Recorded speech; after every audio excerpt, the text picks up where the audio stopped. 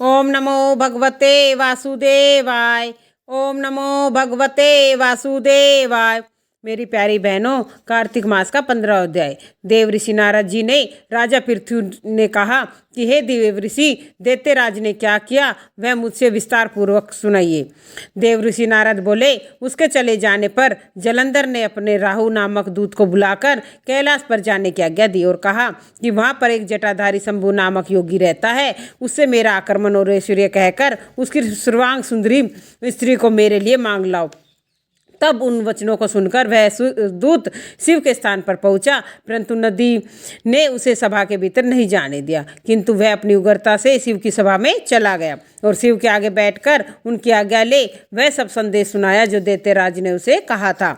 फिर तो उस राहु नामक दूत के ऐसे कहते ही भगवान शूलपाणी के आगे पृथ्वी फोड़कर एक शब्द वाला पुरुष प्रकट हो गया, जिसका कि सिंह के समान मुख था, जो कि मानो दूसरा नरसिंह था। वह दौड़कर राहु को खाने चला। राहु बड़े जोर से भागा, परंतु उस पुरुष ने उसे पकड़ लिया और उसने शिव की शरण ले और अपनी रक्षा मांगी। शिव जी ने उस पुरुष से राहु को छोड़ देने के लिए कहा कि मुझे बड़े जोर से भूख लगी है, मैं क्या खाऊं। महेश्वर ने कहा, यदि तुम्हें भूख लगी है तो शीघ्र ही अपने हाथ पैर का मांस भक्षण कर लो।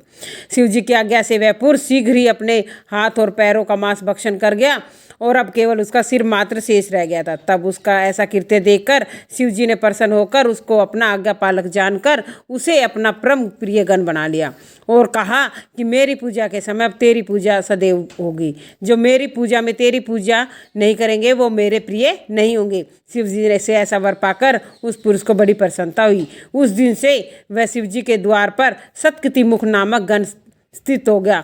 जय जय श्री राधे, जय जय श्री राधे।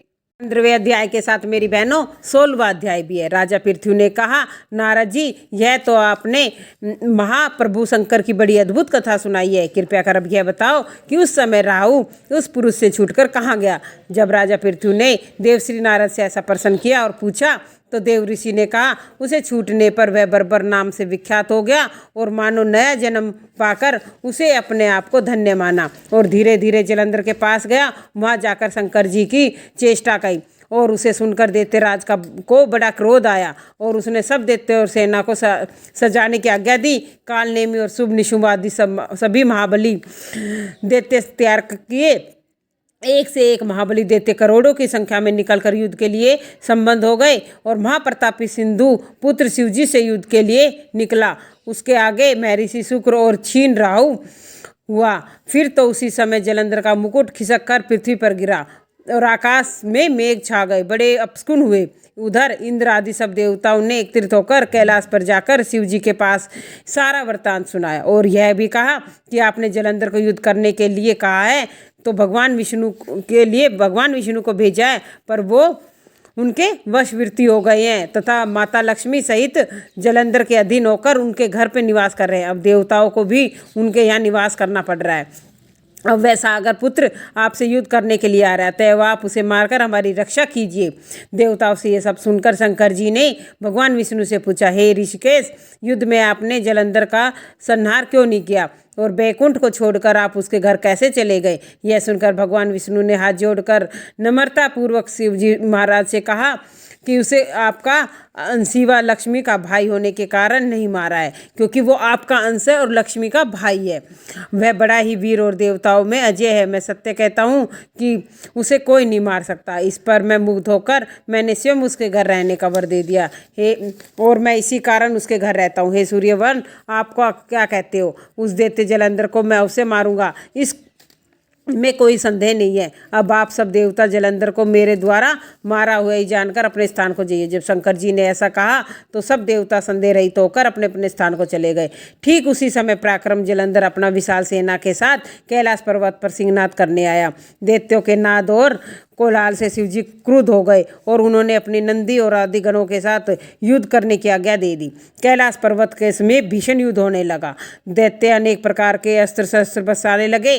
मेरी मृदंग, शंख और तीरों और ट्रक, हाथी, घोड़ों, रथों के शब्द पृथ्वी पर ऐसे होने लगे, पृथ्वी कांपने लगी।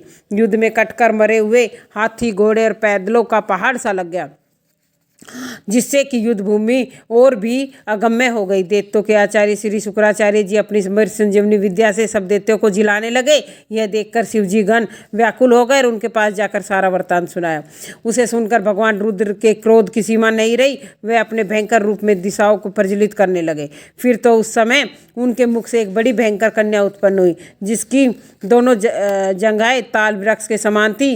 वह युद्ध भूमि में जाकर सब असुरों का चर्वण करने लगी। तब युद्ध भूमि में इस प्रकार विचरते हुए वह शुक्र जी के समीप पहुंची। उन्होंने शीघ्र ही अपने उदर में विलुप्त कर लिया।